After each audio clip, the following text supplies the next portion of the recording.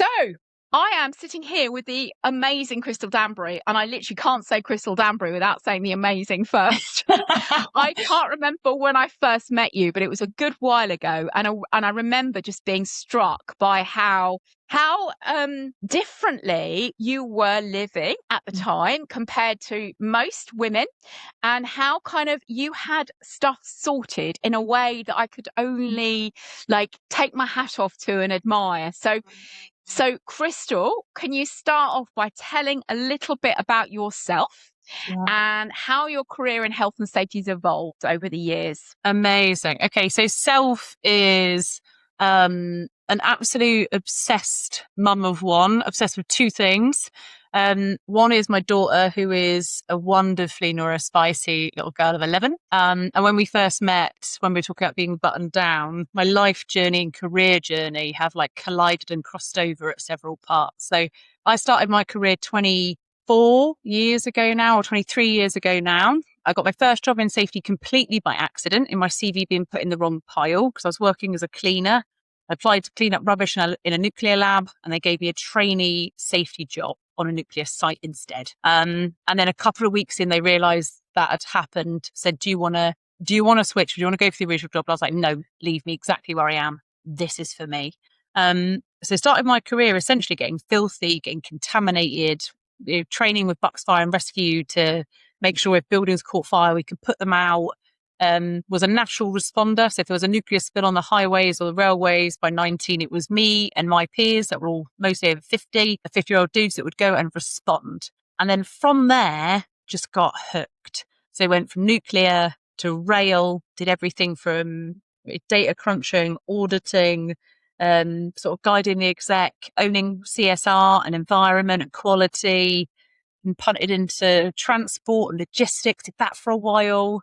At global level, it was looking after a European, Northwest Europe was the patch that I looked after. And then I ended up doing some really cool work for global. I was doing that by 27, something like that.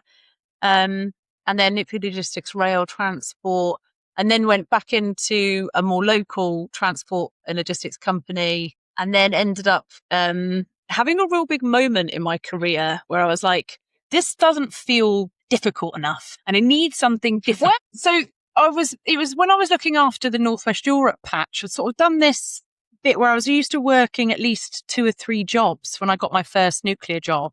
So while I was doing my first nuclear job, I was like, well, I need a bar job as well. So I did nuclear and I did bar work, did those side by side. And then I did the same when I went to rail, because I was like, I need to at least work 2 things. And then I was like, right, I'm going to put the second job down and study instead, because I'd left school at 15, was a cleaner, worked in pubs. And I was like, oh, I'm just going to do this. And so I did side by side, worked full time and studied a formal qualification every year for a decade. So for 10 years on, just did a formal qualification and worked. And so by the time I got to Northwest Europe, I thought that was going to be the big thing. I'd be satisfied and I'd be pulled enough. And I sort of got there and was a bit like, surely it gets more difficult than this. What would make it harder? And decided at that point needed it to be trickier, that I could do more, that I could tackle more. And actually I applied for a job, and the job was head of safety for BT. And I'd applied for it. It was an interesting moment for me in that the agency advertising it rejected my CV and said, you don't stack up. And I just thought, I'd had a session with Anna, my first coaching session with Anna. And it was a bit like, who knows who you are? And, if you're not networking. And I just thought, oh. And I picked up the phone to this guy. His name was Jonathan. And I said, hey, Jonathan, you've got my CV. You've said it's not good enough for this BT job, but I know I am. This is a format issue. If you've got a CV you think is excellent, wipe the details off, give me the CV format. I'm going to give you my CV back, and I guarantee I'll be in that pack. And he was like, okay, deal. So sent me a sort of neutralized CV, and I redid it. And not only did I get in the pack, I went to the interview, and I blew up the interview so much so that they gave somebody else that job to then offer me the biggest job in group, which was then Director of Safety at Openreach, which is the big sort of the massive job. And so I remember because didn't get the BT job, I'd took another job. So I was like, fine, I'll take this job. And I got a phone call about 6 weeks in from the general counsel to say, you won't remember me.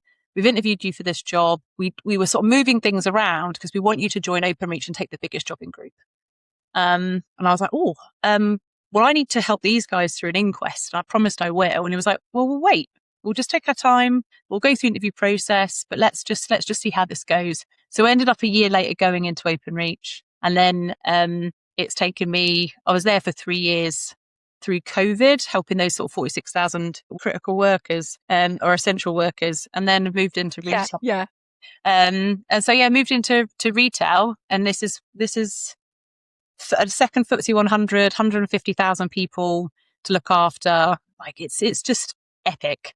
But along the journey we met, and I think I was single mum at that stage, best friends with my daughter's dad. And he was just doing everything to juggle being self-employed and being a great dad. And I was doing everything I could to really stretch myself and get me to where I thought I would achieve my best.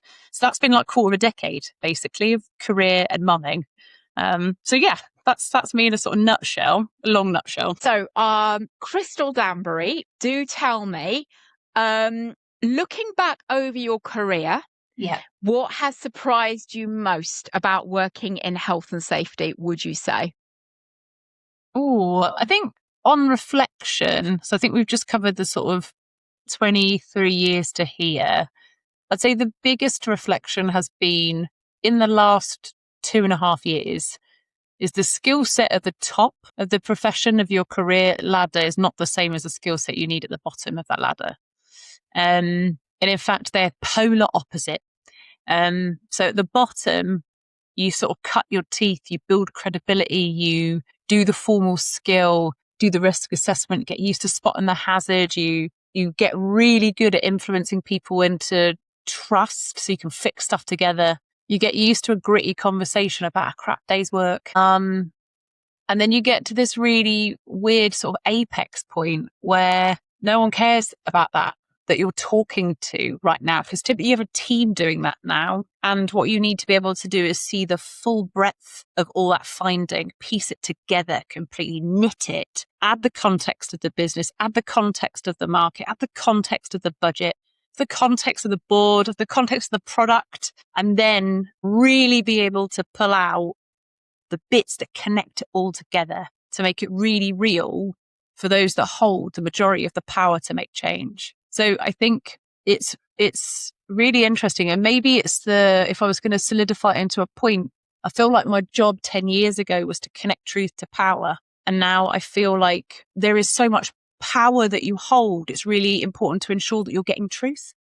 So I think they're the sort of real key differences. The biggest surprise is the skill I need today is so much more difficult for somebody like me who's hands-on than the skill I needed to just get dirty and get in it, and to have these cool conversations and to listen to people's day-to-day, all still very important.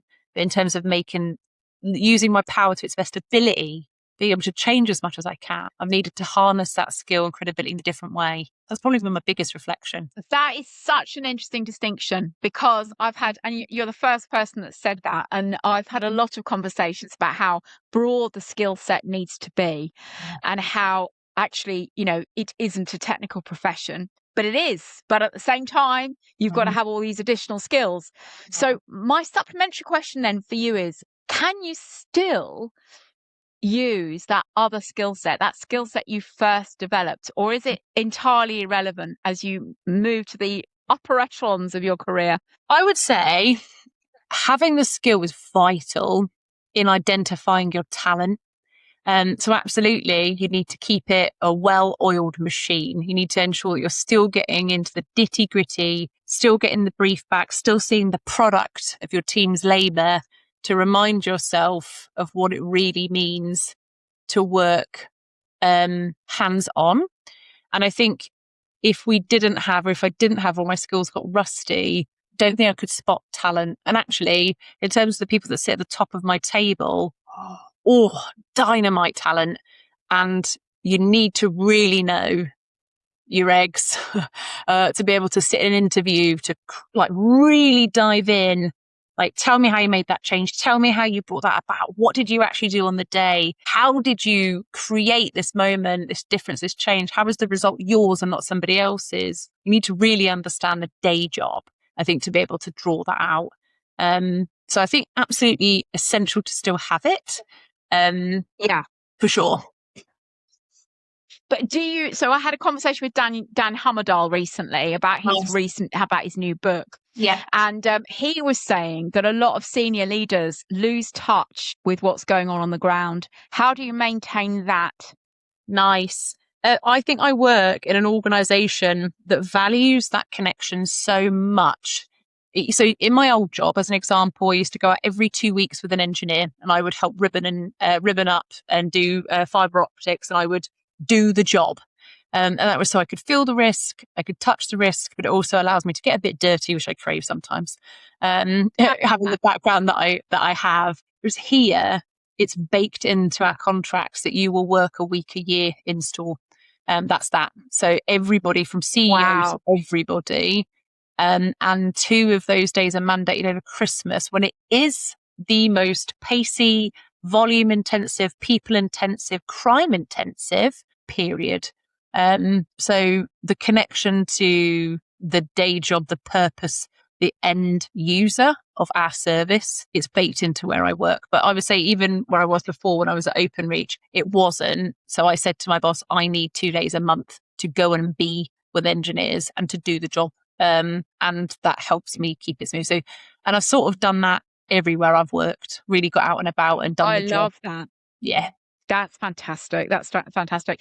So you've obviously seen a lot of change in your career in terms of the skills that you've had to pull on. Yeah. I am assuming that you've seen a lot of change in the profession over the last 20 years. I would say I probably started to see it change maybe 12, 15 years ago. Yes. What has stayed stubbornly the same, would you say? Oh, it's a contentious one. So I think what stayed stubbornly the same, there's 2 things. I think one, and there's so much airtime around it, that there's like this compliance drive, but we've got real pockets of people emerging, doing it differently. We've got your Amanda Rowans, we've got your, Ruth Deniers, we've got these people sort of coming out and doing it differently. So it is emerging, but the stubborn differences, I think we're still having the same conversations around membership bodies. What do they add? What do they bring? How do they challenge? How do they grow? And I value my membership a lot. I feel really proud to be a fellow. Are you with IOSH, Crystal? I'm with IOSH, yeah. So I feel really proud to have got there. But I'd love the conversation to have moved on about how they really pivot into a value space, or get really honest about the value that they add is the credentials. And actually this is an assessment body and we will give you your credit, and actually just sort of sit in that truth. So I think that stayed very much the same. And I think we don't really have any new disruptors. So I think, we've got the sort of Sydney Decker, Daniel Hammerdale, they've been sort of writing for a while, right? And they've been trying to connect the, let's blow it up, let's do it differently, let's measure differently sort of conversation for a long time. And yet it doesn't seem to be the standard. We still have the dashboard after dashboard of LTIs and riddles. So that's sort of the way we measure success, I would say, has stayed stubbornly the same. Yeah, I get you. Yeah, that is a constant conundrum, isn't it? Yeah. It's how you measure in a way that keeps everybody happy at a board level and actually is the stuff that makes a difference to measure. Yeah. So yeah, I think that's a really interesting one, that one. Moving on to challenges. Has Crystal Danbury had challenges in her career, and what helped you navigate them? Oh God, all the way along, just different at different stages.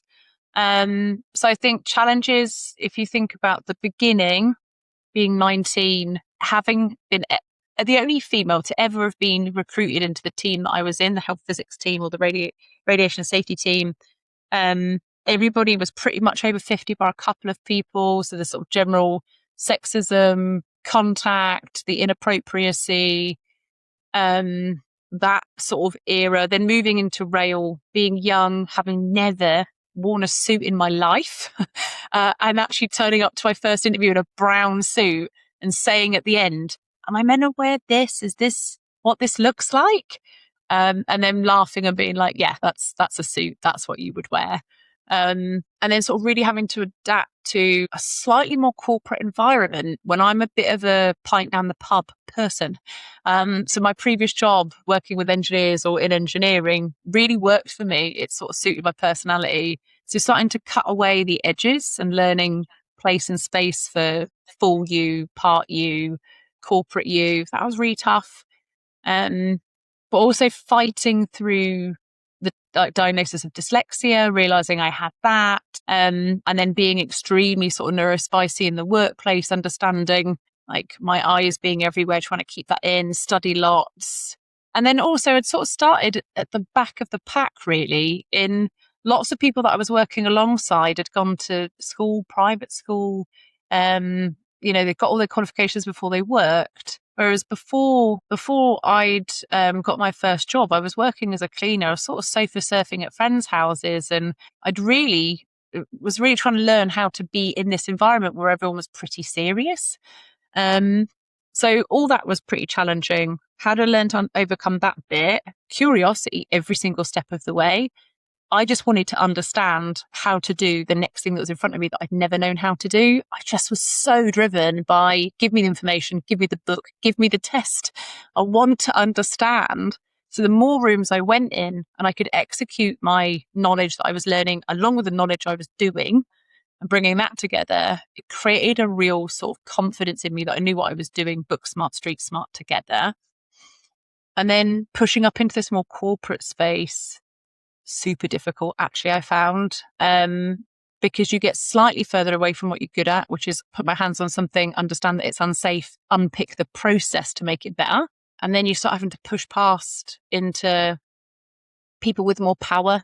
And actually, when you come from real sort of humble places, talking to power, requesting things from power, demanding some of the power, all of that, being a woman, being a young woman, being from the background I was, not educated for in uni, all of those things were challenges. So just trusting that sometimes you're going to get it wrong, that's cool. The next time you go in, just be a bit better was sort of how I moved through those. And then getting to here where I feel still every day is a big day. Talking to a FTSE 100 board of something the size of that I work in, it's really intimidating. And it takes a lot of energy to prep and a lot of energy to deliver. And then you can breathe afterwards. I'm still learning even there how to do that really well and how to create sort of grip and credibility in small moments. Because that's a challenge. That's another massive challenge is when you're frontline and you're doing, you tend to have time to talk as you do. When you get to where I am now, you might have 10 minutes. And I'm a talker. So the 10-minute slots are really good at solidifying your point to punchy 10 minutes. That's a real challenge. That's a real challenge. So yeah, I found all of that stuff, gender, leadership, age, as we go all the way through. But the biggest challenge has been sort of catching up on the formality that I need to bring to get the gravity that I have to make change. That's challenge. That's big. And I'm constantly learning that one. We've got neurospicy is a challenge in itself, being dyslexic in the workplace. And in fact, actually, one of the things I think to really double down on has probably been my biggest challenge going into senior leadership when so much of it is papers, business cases, documentation, like heavy documentation. And actually being massively dyslexic in that environment, that's real tough. My logic is, why can't I just tell you? This is dangerous. This is who's going to be hurt. This is how bad it's going to be. This is what the law says. This is what the regulator will do. Should we just do it? To adapt the... Surely it's a no-brainer. Surely it's a fact. Yeah.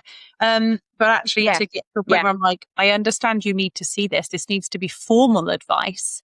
Like the gravity of what I'm saying is no longer anecdote. The gravity of what I'm saying is legally binding. admissible and you need to be able to really rest on it. That's difficult, but I'm just a bit of like, should we just fix it? I think you got some money, you've got a problem. Like, let's just get to it. Dyslexia, gender, age difference, you name it. But I think biggest challenge in this last bit is that approach piece, is landing or learning to land well within 10 minutes when what you really want to share is utter passion behind what you're about to suggest and there isn't time. So it's a massive challenge. And also through my career, I've worked for a couple of people that really don't like me, that don't gel with me at all. That in itself is a real challenge to navigate. Has there ever been an environment you've encountered where you felt you couldn't progress and you needed to actually just leave? So I would say I've never been in a position where I'm like, this is going to stop me doing my purpose here. Because typically if people really hate and given like our profession's pretty special, right? So our profession is really, dear board, we're really qualified to spot danger before it happens to people and to you. Let me go about and do my business and I'll let you know if I need you. That's essentially what we do for a living. So that feels logical. And so somebody's got a real problem with what you're doing. It's usually because what they want to do is anti that. But I don't want you to spot it. I don't want you to tell me the danger. I don't want you to make this real because I really work in a way that doesn't conform to taking care of people. So what you tend to get is these big clashes. And typically what I've said to myself, and there's been one massive, very senior clash way earlier on in my career. And I just knew that it was more important for me to be there. And actually, that's probably a little bit unhealthy in that it was a horrible place to be. I dreaded going to work, but I genuinely thought, if I don't do this, then there's no one to spot the danger. There's no one to advocate for the colleagues. There's no one to push the right. So never left as a result with somebody because I just couldn't give anyone the satisfaction. And I couldn't give up on the people that I'm here to look after. So I have stood fast. What I have done though is definitely got to a place in other employment where I've been like, I've got over the hump. I've made the change I need to. And now I'm out. My next question is around opportunities that being a woman has created. Why are there? Because we've talked about some of the challenges. So have there been do you feel there's any benefit to being a woman? I know that you've talked a lot about being neurospicy, and I know that's a particular interest of yours. So talk to me about both of those. How's being a woman and how's being neurospicy helped you in your career, if you think they have helped? I would say, and this is just a hand on heart, I'd say being a woman has had no benefit to me whatsoever. And in fact, at all. Hindered me. Yeah, for sure. Okay. I think the whole way along it's been difficult and tough. And I think, and I'll give you an example of this, right? It's a cool moment, and I've always wondered whether I feel happy or sad about this, but I'll do the share, right? So imagine I sat in a champagne bar, this was years ago. Big boss says to me, do you know what? You were the second champagne moment of my 45-year career. And I was like, oh, how cool is that? Like, tell me what you mean. And he said, your CV got put on my desk. And he said, and I'll be honest with you, I only see people from Oxford. I see high caliber candidates. I assumed you were a gender cool and you were put in there to sort of diversify the pack. So I thought, fine, everyone needs to diversify the pack. It will be some number from HR, all good. So then you walked into the office and I have never been more blown away by a candidate in my life, to the point you were the second champagne moment of my life. And I thought, this is it. I don't know what we're going to do with her, but we need her. And he said, so there you go. And the only other person was this other woman who was incredible, by the way, young and incredible. She was the only other one. And she's got first from Oxford and all the things. He said, but you were the second. And I thought, interesting, right? I'm so glad. One way of putting it, Crystal. Right? One way of putting it. Interesting. Because I know when I get in the room, and I know I'm good, right? The fact that I was on your desk and you thought, gender cool, right, is the bit that is heartbreaking. But to my benefit, right? Because then end up getting a smashy job and all the things. That's all fine. So I don't think being a woman's ever opened a door for me, which is sad. And I would say neurospicy though. What a topic. I don't know if you've ever heard the NCUP acronym. That our profession runs on is ADHD fuel in a nutshell, right? So in our household, I've got very neurospicy baby girl. She's 11. And we know that if we're having a really struggly day, we need to hit one of the letters of NCUP, which is it's got novelty, urgency, curiosity, or praise, right? NCUP. For me, our profession is that. There's plenty of urgency. There is plenty of curiosity. There is there's plenty of all of it. All of those things. Even novelty, if you think about safety 1, safety 2, safety differently, all of that stuff. There's novelty everywhere. The task is changing. All of it's evolving. The business is always urgently needing more and different. It's perfect. So ADHD is the biggest helper of my career, I would say, to date. How did you buy a house, get married, do qualifications, have a job, like all at one time? ADHD, dude. Like, if I didn't have all those things to do, I would have done nothing. So I would say neurospicy is massive for me in terms of giving me the skill set, capability, the hyper focus when things go wrong, my ability to see big things and get the detail and pull it out, like that stuff. Magic, absolute magic. So huge benefit to me, I think. Brilliant. So, and actually, I guess that speaks to another question.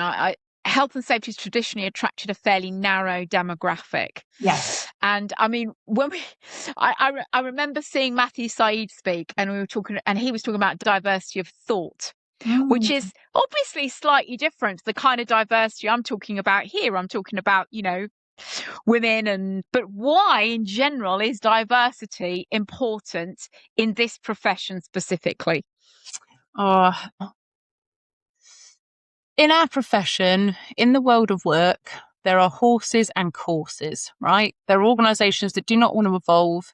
They do not want to go further. They do not want to see what's out there. They don't want to do best practice, not for any malice point, but other than they're just geared towards this is what's required and this is how I execute, right? And there are people that are absolutely driven by letter of the law, piece of paper, document done, audit it, I'm grand. Then there are people and organizations that marry together and knit together that want to understand how do we cross-learn? Where can we get best practice from?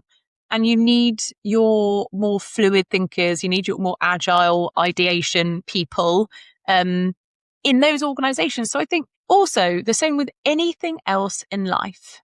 If you stagnate, you fall behind. Our workforce is absolutely evolving as we speak. Generations coming out of school know about their well-being. They know about their workday. They know about AI. They know about technology. They know what they have the right to ask for, which I would say my generation and before would never have dared to even breathe to ask for, rest, recuperation, normal work hours, all those sorts of things. So we need huge diversity because all the different organizations, all the different generations, aging workforces, everything else, that requires huge diversity in thought and approach first off. Then if you think about the disciplines within organizations, the way business is done now is changing, right? In terms of how we utilize technology, AI, machine learning, automation, robotics, you name it, all of that is shifting too. So the experts you need in your team, you absolutely want them to really be focused, critically focused on one domain, on their specialty, bringing that to an organization. So you need that. You need someone that's like, I just do fire. I love it. I'm obsessed. Name me a thing. I'll tell you all about fire. Then you need someone like me that's like, how do we change the world? Right. And bring those things together. Right. You need to bring those things together to create a shift and an evolution. The profession has to move forward with how business, industry and people are evolving. So I think as that flexes, we still need traditional skill set. We still need the visual thinkers and we still need those leaders in between to create and attract great people to the profession.